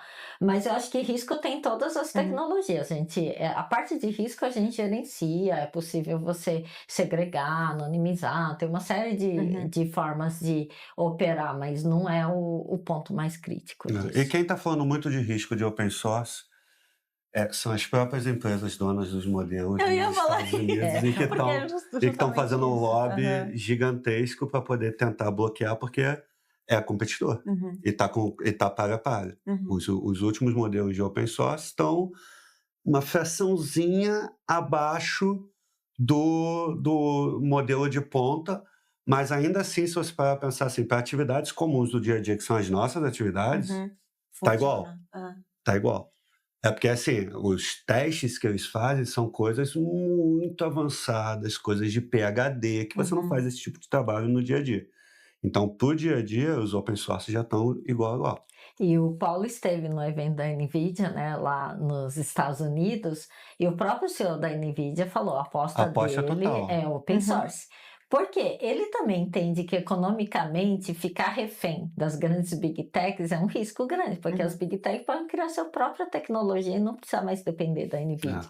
Então ele também está ampliando os esforços para deixar mais disponível open source também na stack dele, para que ele também tenha essa diversidade e aposta no mercado. Porque começa a gerar uma economia que, se você usar hoje o ambiente da NVIDIA, já tem todos os modelos open source lá na estrutura deles. Então, por exemplo, se você quer começar a usar o ambiente e você não tem escala suficiente para montar um servidor com um monte de GPU e tal, para poder botar o modelo rodando lá, você já consegue acessar esse mesmo modelo pela própria NVIDIA. Como que fica o Brasil nessa história toda, assim? A gente tem, inclusive, já discussão de regulamentação, né, legislação, faz sentido, não faz sentido? A gente já está muito atrás de tudo, nem faz sentido ter essa discussão. Eu acho que, assim, com questão de regulação, né, separar as duas coisas, né, o quanto que a gente está avançado ou não e regulação. Questão de regulação, eu sou defensora que a gente não deve regular em tecnologia nada antes de a gente esbarrar com os problemas, senão a gente dificulta a evolução e desenvolvimento da tecnologia. Eu sempre falo assim, a GDPR, o AI Act, né, que está sendo discutido lá na Europa, isso vai atrasar absurdamente. Eu trabalhei em empresa global, vivenciei na pele a diferença de evolução das empresas de tecnologia lá e as dificuldades de implantar qualquer coisa lá versus fazer na América Latina ou nos Estados Unidos. Tanto que várias empresas de matriz europeia, América Latina e Brasil era o celeiro lab de todas as inovações, porque aqui era muito mais fácil conseguir concretizar esses projetos que não eram possíveis lá na Europa por todas as regulações e pontos de dificuldade que existem. Então, eu não defendo que exista essa regulação ainda. Eu acho que vai criar uma lacuna maior ainda do que já está acontecendo, por exemplo, com a China, que tem uma liberalidade muito grande de desenvolvimento e foco. E eu acho que a IA, ela tem uma capacidade de resolver N problemas que ainda vão surgir, que a gente está falando de capacidade de gerenciar saúde, eu falo assim, várias vacinas, inclusive é uma das empresas que eu vou visitar, é a empresa que conseguiu criar vacina da Covid, vacina da dengue, da chikungunya, etc e tal, graças à IA. Então, assim, várias doenças vão ser resolvidas por meio da IA e várias vão ser solucionadas só graças a ela, com a velocidade e baixar até custos para desenvolvimento. E a gente está vendo uma população cada vez mais velha, se tornando cada vez mais velha. Então, se não resolver a parte de saúde e que a IA tenha a competência, a capacidade de resolver isso, vai se tornar bastante crítico essa questão. Então, não defendo isso. Eu trabalhei intensamente aqui no Brasil no Marco Civil da Internet e apoiei ao desenvolvimento da LGPD, mas sempre com aquela cautela. Eu sei que o Brasil sempre se inspira nas leis europeias, né? Mas aqui a gente colocou mais no contexto de regulações para se preservar ou punir, por exemplo, quem não aplica o mínimo necessário, como armazenar dados em lugar seguro, garantir segurança, mas não em impedir desenvolvimentos e aplicações. Então, esse é um ponto.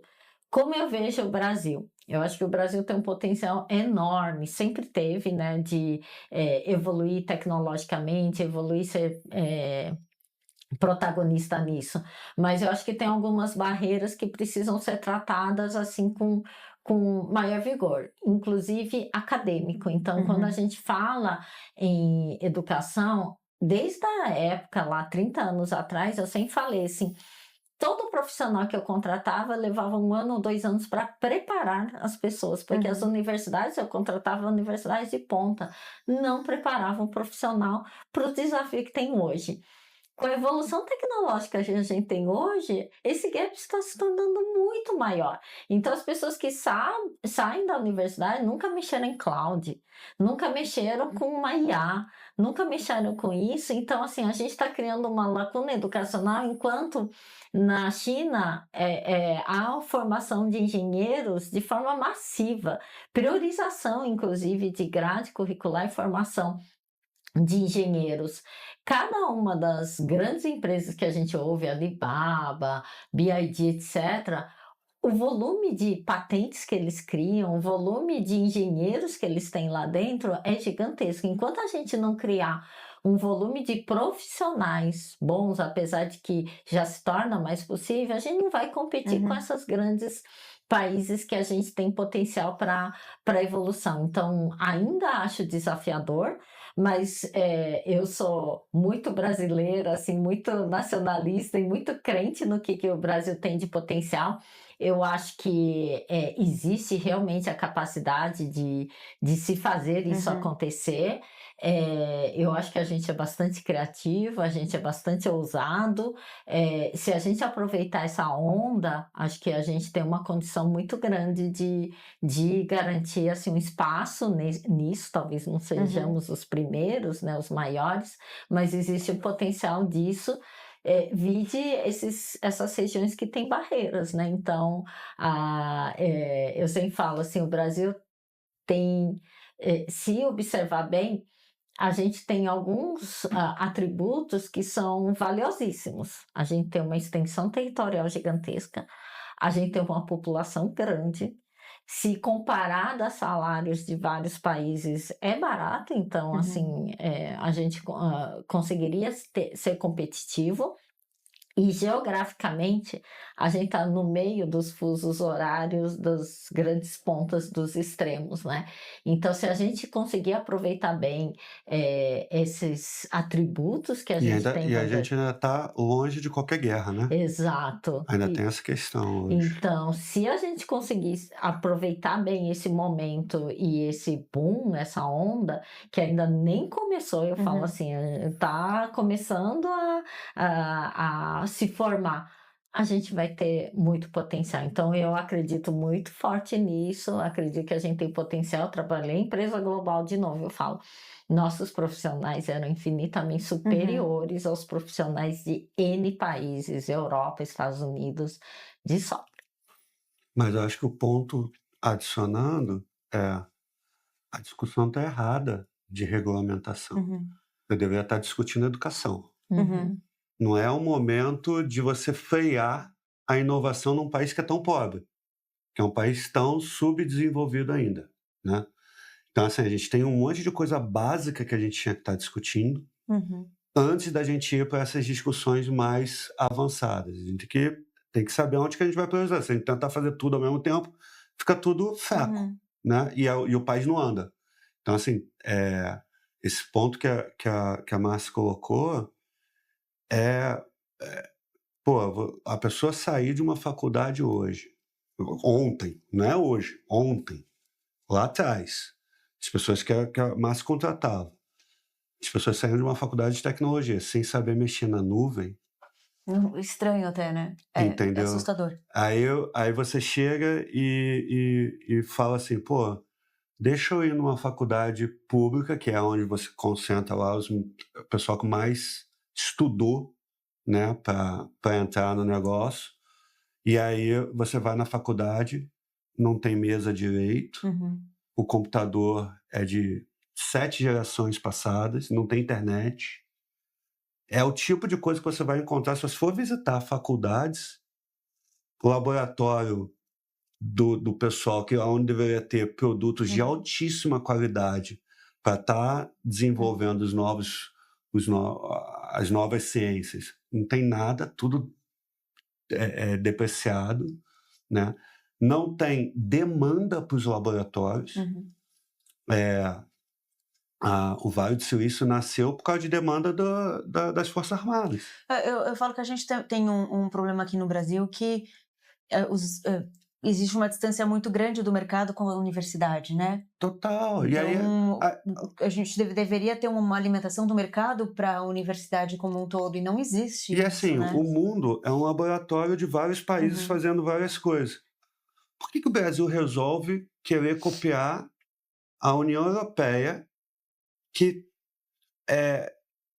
vamos colocar aí, tem 2.000 anos os países lá na União Realidades Europeia. totalmente A diferentes, gente né? tem 500 anos, então em termos de maturidade como país, tipo, a gente ainda está discutindo coisas básicas. Lá, sei lá, um dos países da União Europeia, no seu parlamento não está discutindo sobre 50% da população sem saneamento básico. Não existe essa discussão lá. E a gente está querendo copiar as mesmas regras de lá para cá. Não, pô, a gente tem um monte de coisa para fazer de dever de casa aqui antes. Que inclusive a IA pode ajudar, né? Que a IA, ela é, uma potência pra gente. E, Márcia, para a gente fechar, eu queria falar da sua jornada, que você é uma pessoa de tecnologia, com formação de tecnologia, mas você, em algum momento da sua carreira, migrou para negócios, né? Você entende que isso fez total diferença para você chegar onde está hoje e ter a visão que você tem, inclusive para construir o que vocês estão construindo na UOL? Olha, com toda certeza, eu falo que essa migração, né, até para as pessoas entenderem, ela aconteceu muito tempo atrás, e eu sempre falo, né, eu fui daquelas pessoas que não tinha dúvida o que eu queria fazer na graduação, na faculdade, quando eu queria prestar vestibular. Eu sempre gostei muito de exatas, sempre tive aversão a humanas, tá? Então, assim, até dificuldade, assim, as disciplinas que eu tinha dificuldade eram português, história, geografia, e exatas, assim, física, essas disciplinas eu amava, adorava. Eu falo que meu livro de infância que eu amava era O Homem que eu Calculava. Eu ficava lendo e gostava de quebra-cabeça desse tipo. Sempre adorei board games, então assim, eu sempre tive certeza disso, apesar do meu pai querer que eu fosse médica, né? Então eu ia muito bem, né? Então tirava notas excelentes, então eu tinha certeza que eu seria médica e eu não queria fazer medicina. E aí, quando eu fui para graduação, Eu também, assim, para mim foi perfeito, eu achei que era a universidade que eu tinha que fazer. E quando eu ingressei na carreira, foi muito curioso. Eu codava bastante, fazia muito desenvolvimento, mas em um momento da minha carreira, eu tive uma oferta, né, de ascensão de carreira para me tornar diretora de tecnologia ou me tornar diretora de uma área de negócios. E aí, nesse momento, eu falo que eu fiquei pensando e refletindo o que que eu queria da minha vida, porque eu tinha feito naquela época, assim, era muito curioso, né? A gente se formava e achava assim, não, a gente tem que o resto da vida fazer aquilo, né? Hoje, assim, tanto faz o que você se forma, você pode ser o que você quiser. Mas naquela época eu fiquei refletindo, eu falei, nossa, eu fiz computação, né? Por que que agora eu tô migrando para a área de negócios? Mas eu fiquei pensando e naquela época, de novo, né, eu lembro assim, primeiro quem era de tecnologia não era tão bem visto como é visto hoje, tá. Então eu sempre falava, né, que era quase a gente vivia no porão da empresa, né, todo mundo nem frequentava onde era o andar da tecnologia. E a gente sempre era lembrado quando o sistema parava, né, esse era o momento que era o holofote todo em cima da gente. Ou seja, você queria ser invisível dentro da empresa, que significava que tá tudo Não, que tava tudo funcionando. bem, não tem problema. E aí tem que deixar tudo funcionando para ninguém vir conversar com você. E posteriormente, quando eu falo, né, que eu sempre tive uma grande facilidade de comunicação. E eu me comunicava bem com os clientes, então eu era a pessoa que quando tinham que explicar o que que era a tecnologia, ou um vendedor precisava levar alguém da tecnologia para as reuniões, era eu que ia, porque eu falava super bem, me comunicava super bem. E eu comecei a perceber que eu gostava do que eu via. Eu via os problemas dos clientes, eu começava a discutir, ouvir de problemas de clientes que eu jamais imaginaria que existissem. E eu comecei a perceber que a tecnologia era capaz de resolver aqueles problemas. E normalmente, quando você tá numa área TI, você recebe briefings, você recebe assim, faça isso, faça aquilo, mas não sabe nem por quê ou para que você está fazendo aquilo. E eu gostava de descobrir que eu estava resolvendo problemas, eu estava realmente realizando alguma coisa. Então eu decidi ir para a área de negócio, eu falo que foi meu day one, mas obviamente eu me preparei também, porque o background de tecnologia não te prepara para entender de várias camadas de negócio, gestão, liderança e tudo mais. E aí eu comecei a liderar negócios de tecnologia. E aí foi fantástico, porque eu conseguia vislumbrar a capacidade, eu conseguia antecipar, inclusive, o que ia ser feito, o potencial realização em várias camadas de negócio, e eu conseguia dialogar muito bem com meus times de tecnologia. Então, eu conseguia rapidamente passar para eles o que era, inclusive, capacitar e criar novas carreiras dentro da tecnologia. Então, eu falo assim que sim, com certeza isso fez uma grande diferença para mim em criar várias empresas, fazer 3 M&As de tecnologia, e desenvolver tudo isso, mas o meu background tecnológico de fundação ainda acho que é fundamental. Então, ter uma boa base de conhecimento tecnológico ainda é bastante importante para você saber, assim, por exemplo, hoje eu falo, né, várias coisas que a tecnologia faz, eu já sei porque ela faz, porque se eu fosse a engenheira que fiz, eu faria daquele jeito para economizar processamento, memória, velocidade e custo, né? Então, a gente começa a entender os porquês de como que a tecnologia funciona. Ô, Márcia, deixa eu te Maravilhoso. perguntar uma coisa. Qual que é a tua análise? Que assim como eu, você também conversa muito com executivos de mercado, C-level, etc. Qual que é a análise que você tem do executivo C-level nos próximos 5 anos, 10 anos? Você acha que o executivo tem que se enfiar mais tecnicamente, de tecnologia, tem que compreender, não terceirizar tanto como é hoje? Ou você acha que não, uma pessoa pura de negócio, ela hoje vai conseguir fazer o flip da organização dentro desse momento que a gente vai ter, né? A gente vai ter uns 10 anos aí, onde as empresas ou elas flipam ou elas vão ficar para trás e vão ficar para trás, acabou, né? Porque elas vão estar disputando um jogo diferente, né? A gente, nesse momento, está disputando um jogo onde a gente tem um time de especialistas humanos e dezenas ou centenas de agentes de IA como força de trabalho nossa, né? E para fazer essa jornada, eu acho que o fato de eu conhecer tecnologia ajudou muito a fazer esse flip, né? Mas esse é o meu caso.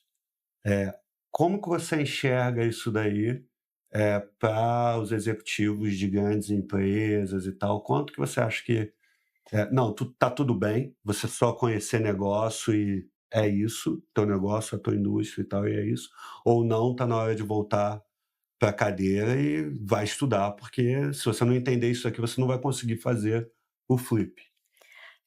Eu falo que essa mudança, eu discordo que seja 10 anos, tá, que vai ter o flip. Eu acho que vai ser Bem muito menos. curtíssimo. É, 5 no máximo, acho que é mais 3, 4, mais ou menos, Caraca. que já vai acontecer isso é esse assustador. flip. E eu falo assim, né, existem, quando a gente fala de negócios de modo geral, a gente fala daquela curva, né, que a gente fala, né, as empresas nascem, elas crescem, né, tem o pico, e aí ela começa a ter a queda, e ela ou pode tentar se reinventar, criar um novo produto, evoluir, desenvolver, mas a gente está vendo que o que está acontecendo agora, essa crescente, por exemplo, a empresa surgindo, crescendo, e elas estão desaparecendo em função da IA. Então, vamos dar alguns exemplos, né, de negócios e indústrias que simplesmente desapareceram, não deu nem tempo de analisar o que aconteceu. A gente está falando, por exemplo, de indústria e tradução e intérprete. Sumiu. A IA faz muito melhor legenda, tradução, inclusive tradução na voz da pessoa, não precisa contratar mais aqueles atores para fazer a tradução de filme nem nada, muito melhor. Indústria com agência de modelos, não precisa mais, você não precisa pagar royalties, você não precisa fazer um monte de sessão, fotografia, iluminação, horário, dia, o tipo, o que que seja, contratação, muito rápido. Então, existe esses que foram assim, ninguém nem percebeu, ninguém nem está falando, já assumiram. Existe, para mim, agora tem as empresas, né, que ou nessa curva, nessa crescendo, o que está acontecendo?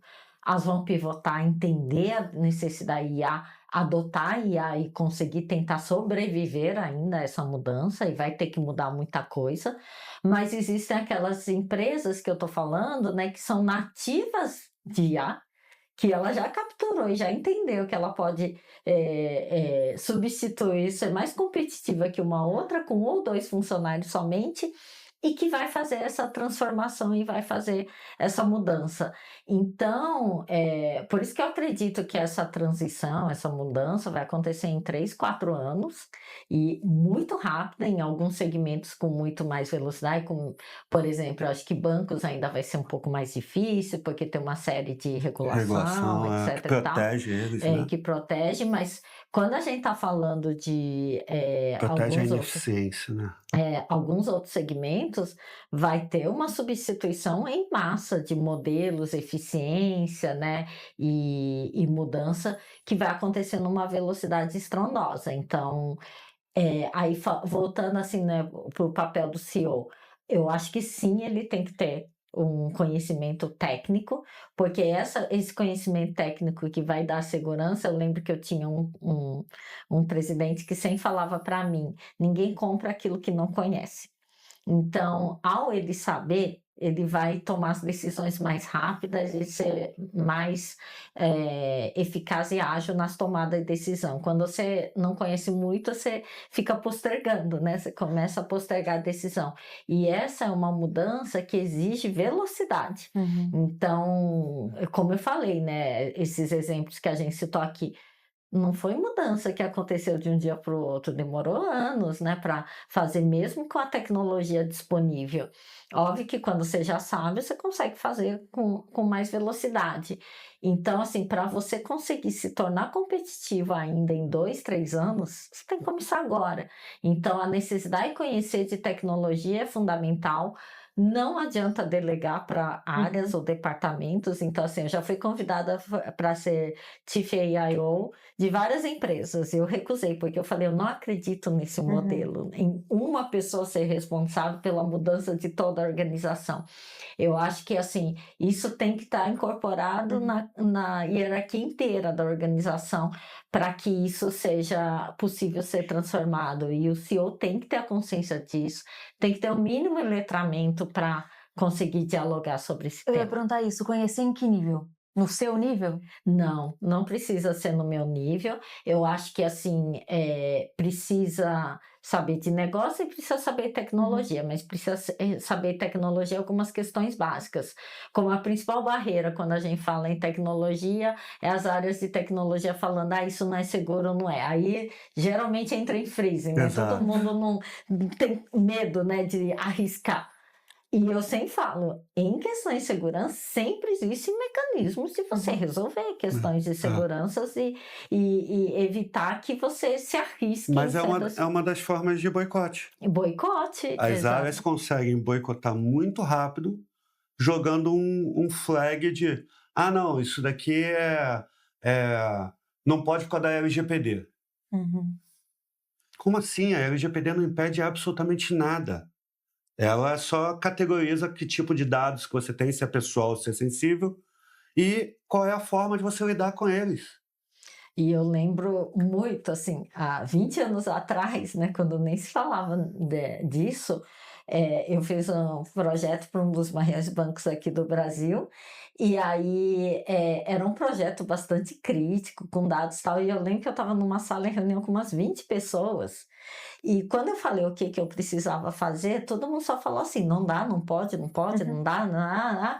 Até que uma pessoa feliz na reunião levantou a mão e falou assim, a gente não está discutindo se não pode, a gente vai fazer. O que a gente tem que discutir aqui nessa sala de reunião, né? como fazer da forma que menos risco a gente vai correr.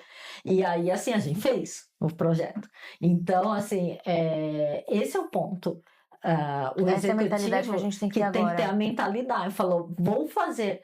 Como eu faço com menos risco? Como eu faço com mais velocidade? Como eu faço? Essas são as perguntas que têm que ser feitas. Eu acho que é um nível que ele não pode ser raso. Ele não vai ser profundo no nível Márcia, Tá. ele tem que ser intermediário. Eu acho que para essa virada, por exemplo, a gente teve que tomar a decisão de troca de sistema. No nosso caso, nós éramos uma empresa pequena, 50 pessoas. Os CEOs das grandes empresas vão ter que tomar as mesmas decisões que a gente tomou. Só que o CEO não sabe nem o que é uma API. E na hora que chegar o assunto, vai ser, se ele não entender como é que funciona, por exemplo, um agente de IA, que para ele consumir via API e tal, quando alguém chegar e bater na porta dele e falar, cara, a gente vai ter que trocar esse sistema que a gente implementou, que a gente gastou 5 milhões de reais. Se ele não entender o porquê que vai precisar, ele não vai tomar a decisão certa e vai afastar a empresa desse novo modelo, onde ele poderia se beneficiar com uma força de trabalho digital gigantesca e que ele não vai conseguir usar porque o sistema dele está travado. Né? E aí vai falar, não, mas eu investi, como é que eu vou falar com o conselho? Não, você vai falar porque você tem propriedade, porque você já sabe o porquê que isso daí funciona. Né? Já vou encerrar, porque estamos nos estendendo bastante. Podemos aqui falar foi um aqui papo durante muito 7 incrível. horas. Exato, a gente podia ficar a tarde inteira aqui falando, né? Não quero tomar seu tempo, Márcia. Espero você de volta de verdade, pós-China, para saber o que você está trazendo, o que tem lá de diferente. A gente normalmente fica muito distante, né, das informações que de fato estão acontecendo lá, né? Não é o que normalmente a gente vê na mídia em geral, então tenho certeza que vai ser muito rico ter você aqui de novo para contar pra gente. Muito obrigada por compartilhar tudo aqui. Eu que agradeço a você, o convite do Paulo, e com certeza estarei aqui de volta após China. Estamos aguardando. Paulo, você também. Muito Boa. obrigada mais uma vez. Eu que agradeço. Quem acompanhou esse papo até aqui, muito, muito obrigada. Tenho certeza que foi muito rico. A gente sai daqui com quase uma checklist, assim, do que precisa fazer, do que precisa aprender, né? De como a gente precisa se guiar nesse mundo. Até o próximo episódio.